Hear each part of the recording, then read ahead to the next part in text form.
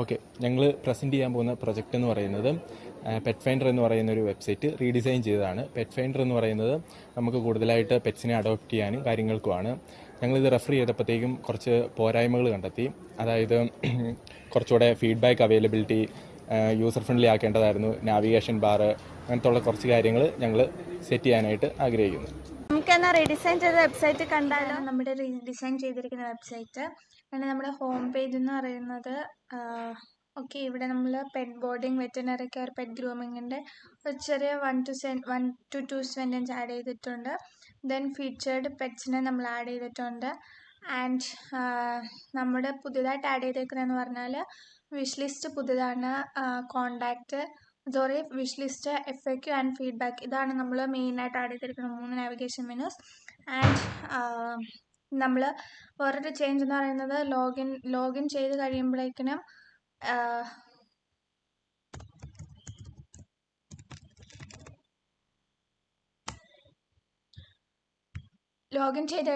നമ്മൾ പെട്ടെന്ന് നമുക്ക് ഐഡൻറ്റിഫൈ ചെയ്യാൻ വേണ്ടിയിട്ട് ലോഗ്ഡ് ഇൻ ഗ്രീൻ കളറിലാണ് നമ്മുടെ ആ ലോഗിൻ ബട്ടൺ വരുന്നത്. Okay, let's see 1 by 1.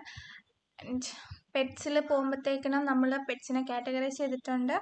Dogs, cats, other ആനിമൽസിൽ ബേർഡ്സ്, ഫിഷസ് ആൻഡ് റാബിറ്റ്സ് ആണ് ഇൻക്ലൂഡ് ചെയ്തിരിക്കുന്നത്. പിന്നെ ഓരോന്നിലേക്ക് പോവുകയാണെങ്കിൽ നമുക്കിവിടെ കാണാൻ പറ്റും, ഇതാണ് ഡോഗ്സിൻ്റെ ടൈപ്സ് വരിക. ആൻഡ് ഇവിടെ ഈ ഓപ്ഷൻ എന്ന് പറയുന്നത് വിഷ് ലിസ്റ്റിലേക്ക് ആഡ് ചെയ്യാനുള്ളൊരു ഓപ്ഷനാണ്. ആൻഡ് ഈ 3 പെറ്റ്സിനെ നമ്മൾ വിഷ് ലിസ്റ്റിൽ ആഡ് ചെയ്തിട്ടുണ്ട്, അതാണ് ഇവിടെ green colour.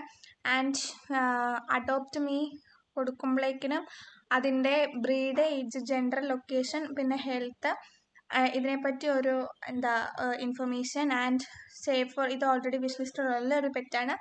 Start adoption process കൊടുക്കുമ്പോഴത്തേനും ആപ്ലിക്കേഷൻസ് ഫില്ല് ചെയ്യണം. ആൻഡ് എക്സ്പീരിയൻസ്, പേയ്മെൻറ്റ് കൊടുക്കുക.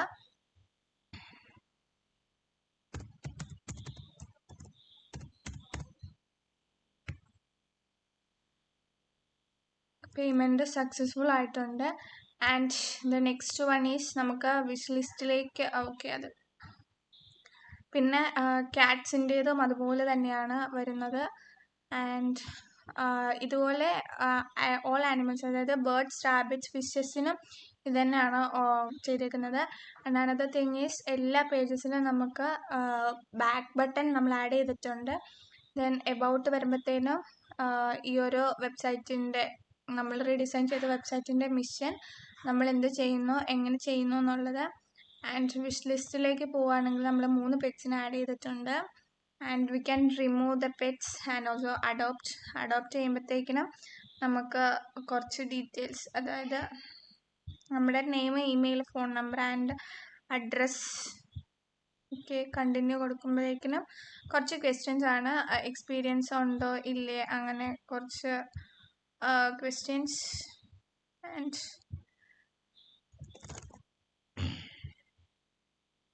ദെൻ പിന്നെ വരുന്നത് ചെക്ക് ബോക്സസ് ആണ്, കുറച്ച് ടേംസ് ആൻഡ് കണ്ടീഷൻസ്. സബ്മിറ്റ് ചെയ്യുമ്പോഴേക്കിനും application is successfully completed. And then contact വരുമ്പോഴത്തേനും ഓക്കെ, നമ്മളെ കോണ്ടാക്ട് ചെയ്യാനായിട്ടുള്ള name, email, subject and message ആണ്. ദെൻ FAQ വരുമ്പോഴത്തേക്കിനും എങ്ങനെ പെറ്റ് ഫൈൻഡറിൽ നിന്ന്, നമ്മുടെ വെബ്സൈറ്റിൽ നിന്ന് എങ്ങനെ പെറ്റ്സിനെ അഡോപ്റ്റ് ചെയ്യണം, അതിൻ്റെ ഫീസ്, പിന്നെ അത് എത്ര ടൈം എടുക്കും എന്നുള്ള കുറച്ച് details. And next one is feedback. അവിടെ നമുക്ക് റേറ്റിംഗ് എന്നുള്ള ഓപ്ഷൻ ഉണ്ട്.